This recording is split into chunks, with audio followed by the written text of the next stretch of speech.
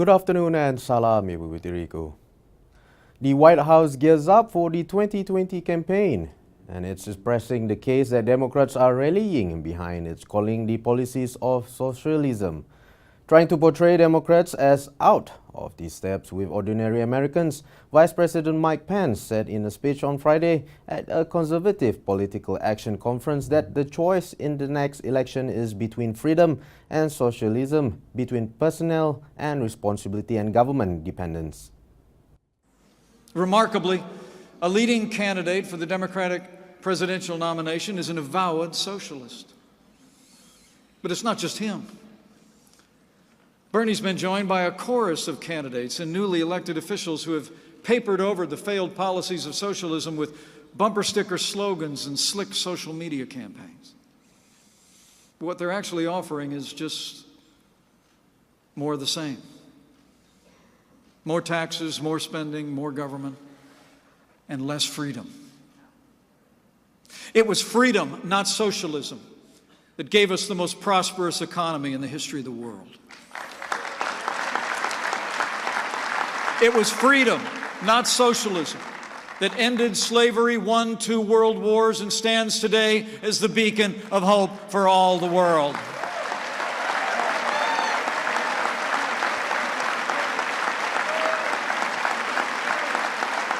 It was freedom, not socialism, that's moving us beyond the prejudices of the past to create a more perfect union and extend the blessings of liberty to every American, regardless of race or creed or color. It was freedom. And it was freedom, not socialism, that gave us the highest quality of life, the cleanest environment on earth, and improved the health and well-being of millions around the world. It was freedom. What Medicare for all really means is quality health care for none.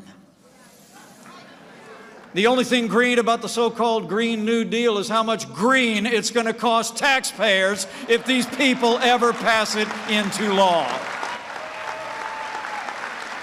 Venezuela was once one of the richest and most vibrant democracies in the Western Hemisphere, but under Maduro's socialist rule, it's become one of the poorest and most despotic.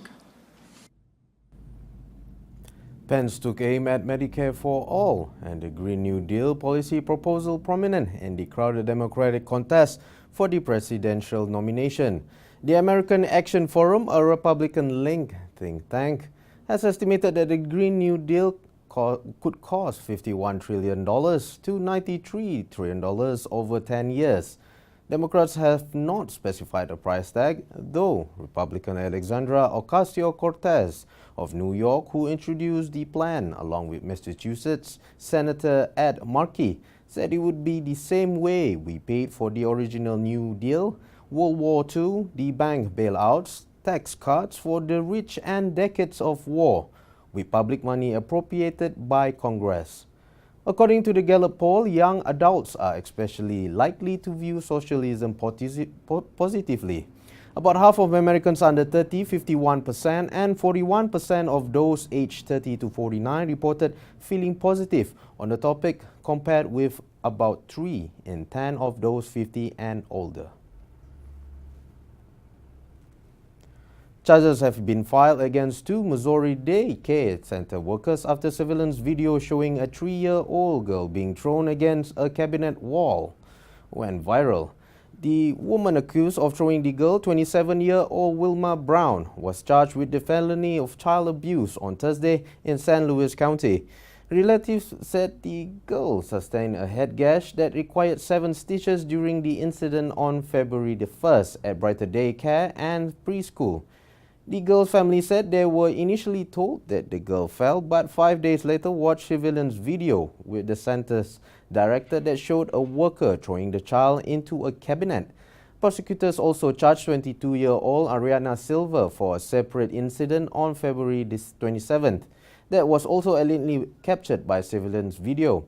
Charging documents online, Silver squeezed a 4-year-old girl's arm and punctured her skin, and then carried out the girl by her foot. Timothy Smith, an attorney for the daycare center, said he center in cooperating with investigators and has provided exemplary high-quality educational and childcare services to thousands of children and their families for more than a decade.